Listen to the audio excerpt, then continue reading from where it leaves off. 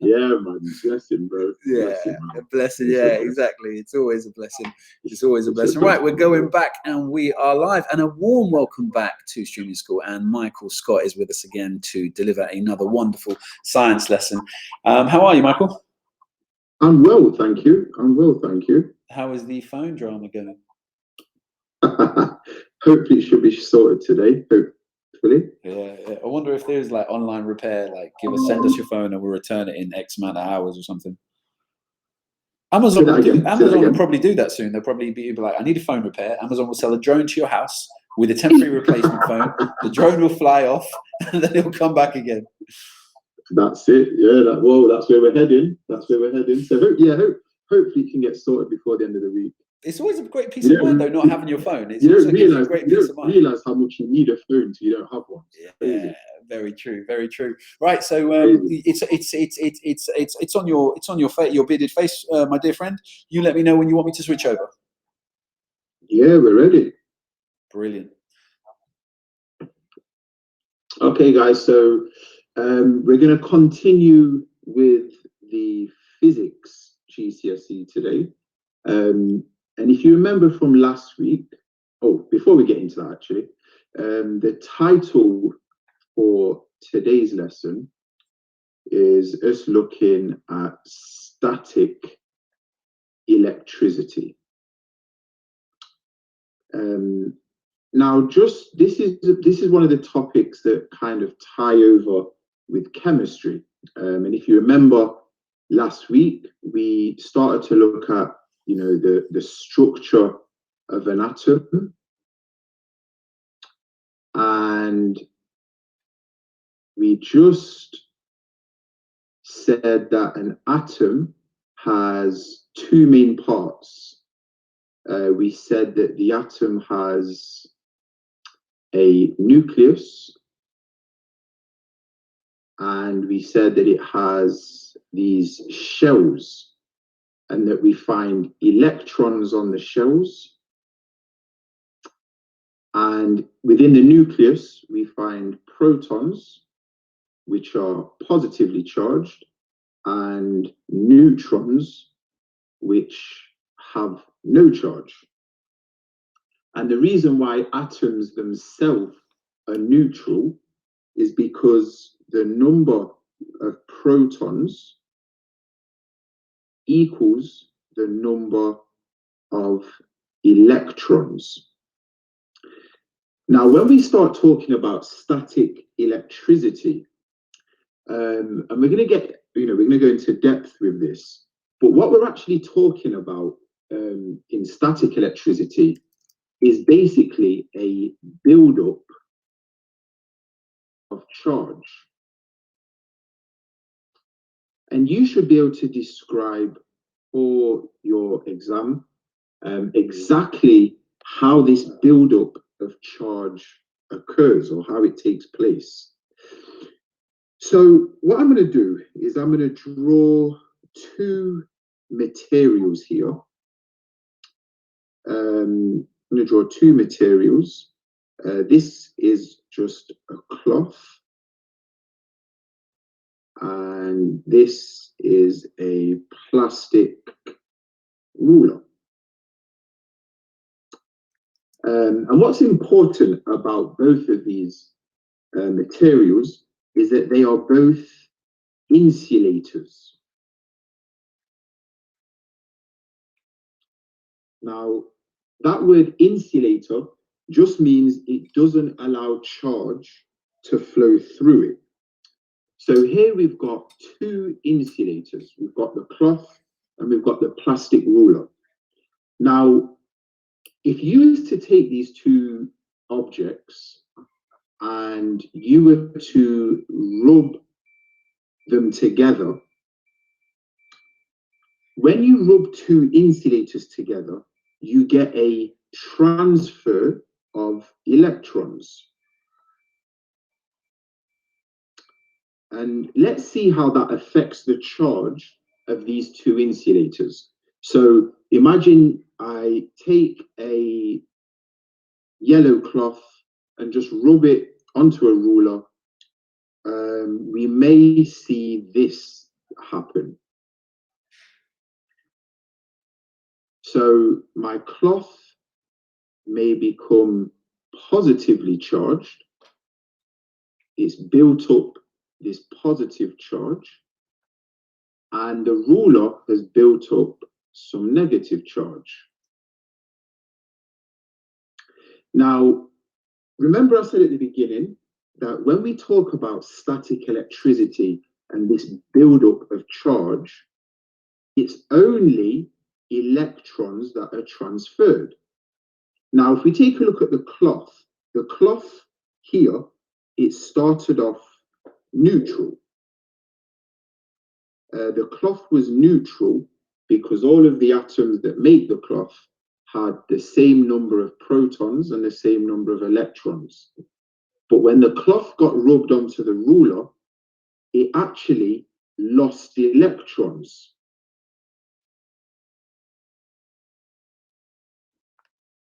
And we can tell that it's lost electrons because the cloth is now positively charged. In other words, the cloth has more protons than it does electrons, and that's why it has this positive charge. Now, if we take a look at the plastic ruler has again gone from being neutral to now negative. And the reason that the plastic ruler has gone from being neutral to negative is because it has gained electrons. So you should be able to describe that when an insulator rubs with another insulator, one of those insulators will become positive because it loses electrons, and the other insulator will become negative because it has gained electrons. Now, these charges that we refer to as electrostatic charges, they will exert a force on each other. And that force can either be an attractive force or it can be a repulsive force. So, for example, let's say I had two cloths, and both of these cloths were positively charged. You know, they've both lost electrons. Okay. Now here, because the charges are the same, these two cloths would repel each other. And that word repel just means push apart. Likewise, if I had two rods or two plastic rulers, remember that these plastic rulers were negatively charged. So if I had two plastic rulers that were both negatively charged, again, they would repel, they would push each other apart. And that's because the charges are the same. Just like in the cloth, the charges were the same. The charges are exactly the same in the ruler, so they would repel. The only time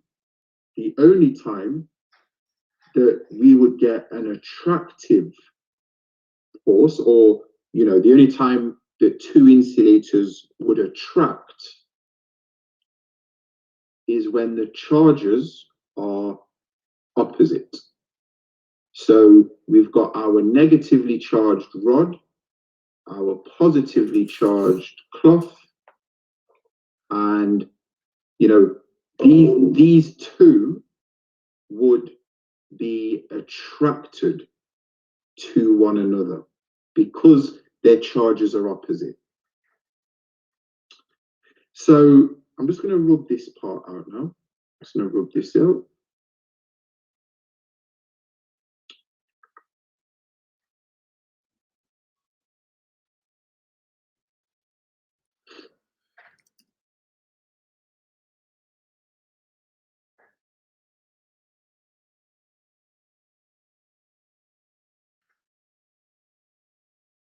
Let's get into some everyday examples, because you would be expected to apply what you now know about static electricity, and you'd be expected to apply this to different scenarios.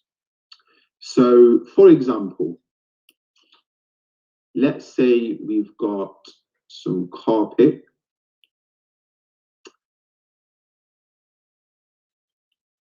and someone walks along that carpet in their socks. Okay, both the socks and the carpet are insulators. Okay, both the carpet and the socks are insulators. So what that means is that when they rub together, you're going to get a transfer of electrons. In other words, you're going to get charged. So the carpet will become charged.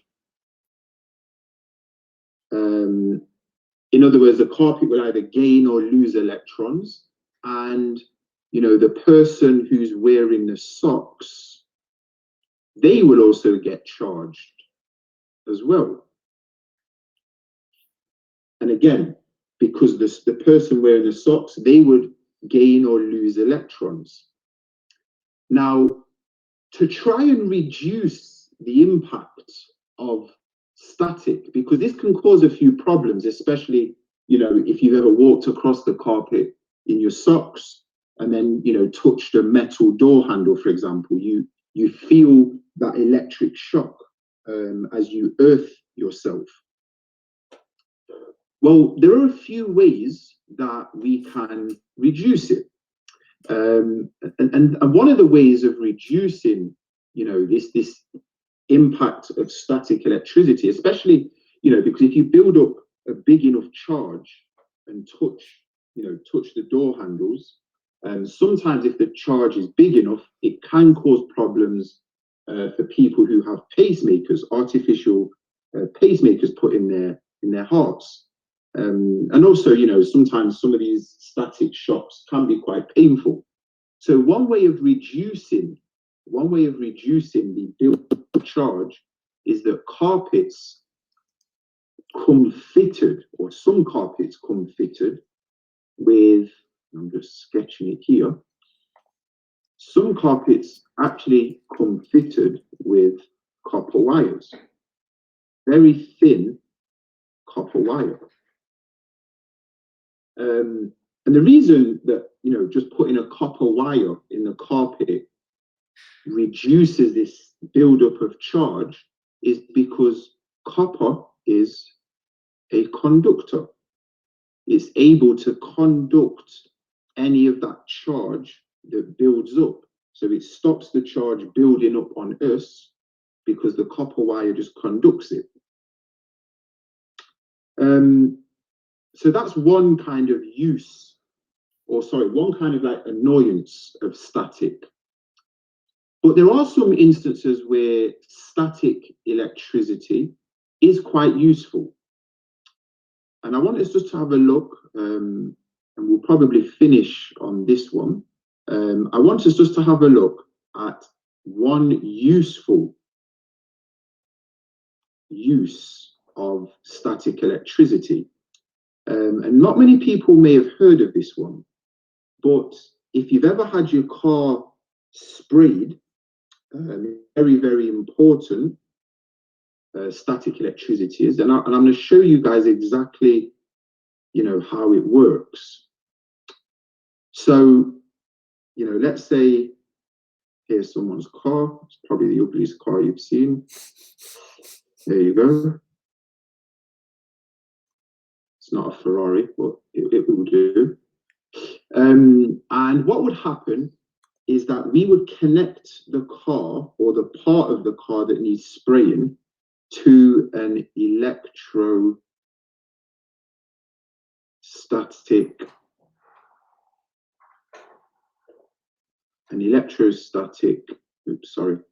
generator.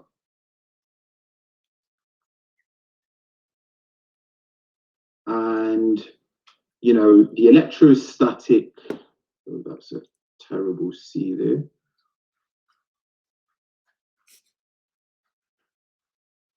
There we go. The electrostatic generator would give the car, or the part of the car that you want to spray, it would give it a charge. So, you know, for example, the electrostatic generator could give the car a negative charge like that. Okay?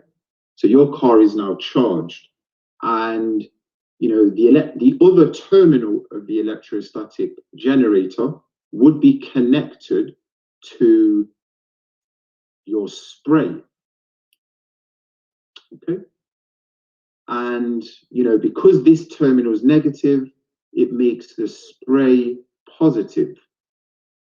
Okay, so the paint in the spray is now positively charged. Now, because the spray is positive, and remember what we said, that you know, when you have these like charges, they will repel. Now, what that means is that when the spray comes out of this canister, it's going to form a very fine mist, because all of the particles in the paint are positively charged and they want to spread out, or they repel from each other, which is important, because you know, if you get that fine mist of spray, it means that the paint can be spread evenly or equally over the car. But notice something here, that the mist and the car, they have an opposite. Oops, they have an opposite charge. Now, because the spray and the car have these opposite charges, remember what we said earlier on, they will attract. And that's exactly what we want the paint to do on our car. So it can attract to the points, or you know, it can attract to the parts of the car that we want spraying. So, you know, we've kind of seen one annoyance of static electricity, but likewise we've also seen somewhere where it's actually useful. So, you know, your task for today is to take a look at these two websites, and I want you to have a look at, you know, one other advantage of static.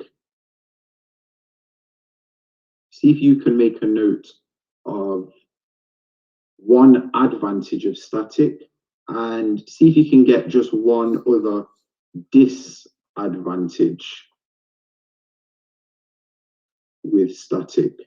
Now, although it's not on a lot of people's specifications, I just think it's another interesting point to make here. You know, and it gives you an example that we're all a bit more familiar with, and that is lightning. Lightning, I'm sure you've all seen, you know, I'm sure you've all experienced lightning. Lightning is actually caused by static electricity.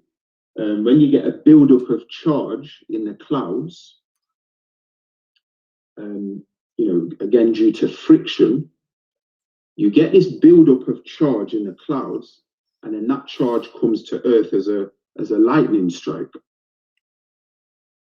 So yeah, this is, you know, static is all around us, and again, there are some advantages to static, and there are also some disadvantages. All right, guys. So I hope, you know, I hope you can find out today some other uses of static. But what you'd be expected to do in your exam is to basically apply the principles of static to different scenarios, just like we've done today. We've applied static to two different scenarios. In your exam, you could be given, you know, a completely different scenario that you have to apply your knowledge of static to. All right, guys. Peace. Thank you so much, Michael. Really, really enjoyed that. And as ever, your calming voice relaxes everyone probably tuning into to the stream school. Honestly, no, I'm not even joking. People will be like sending us messages when it gets popular. Can Michael Scott read the phone book so I can fall asleep, please?